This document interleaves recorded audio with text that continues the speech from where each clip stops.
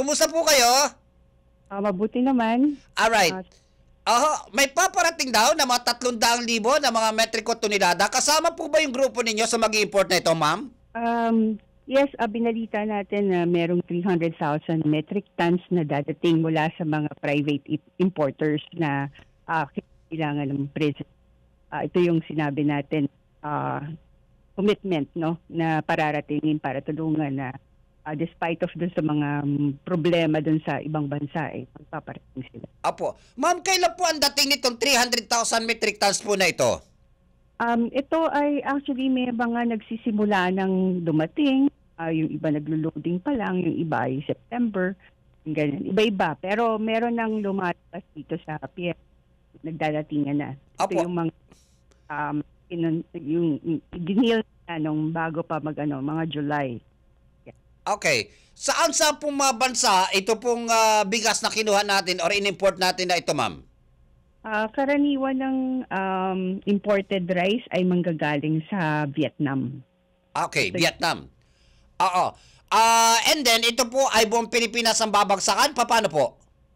Yes, iba-ibang port ang babagsakan nito, Luzon, Visayas, Mindanao. So iba-iba magdadatingan. So, mako-cover naman ang ating... Apo. Sa ngayon, ma'am, kasi pumapalo ng 48 pesos, 49 hanggang 50 pesos. Kapag ka dumating, ito po mga imported na bigas na ito, magkano po ang magiging bentahan na po dito sa merkado? Dadating siya siguro mga nasa 55. Wow. Mga 52, 55, ganyan ang Ang presyo. taas pa rin po.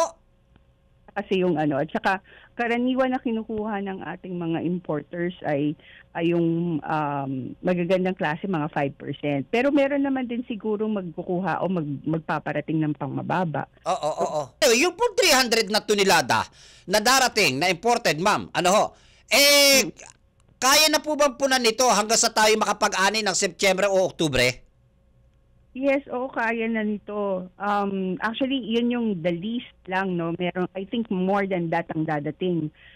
Pero malapit naman ang anihan. In fact, meron na ring mga nag-aani ngayong Agosto, last week ng August, and first week, second week ng September. Merong mga pangilan-ngilan na mga ani na, mga dumadating na. So,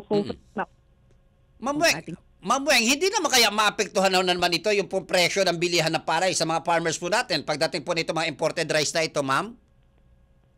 Kagaya ng sinabi ko, actually ang kailangan natin talaga, and I think this is one of the good things na nangyayari, yung mga ating mga Filipino importers ngayon ay nakakausap ngayon ng PRISM. Mm-hmm. So, kahit na yung mga hindi under sa PRISM dati, nakakausap natin, binigyan tayo ng pagkakataon din na tanungin sila, ito ba yung kanilang parating, at the same time that we will be na ma-manage, no, naman ito namang importers natin, lalo nga under the PRISM A, pinagbibigyan ang ating mga local farmers na hindi nagpaparating during harvest season para mabigyan ng puwang para yun dun sa ating local market.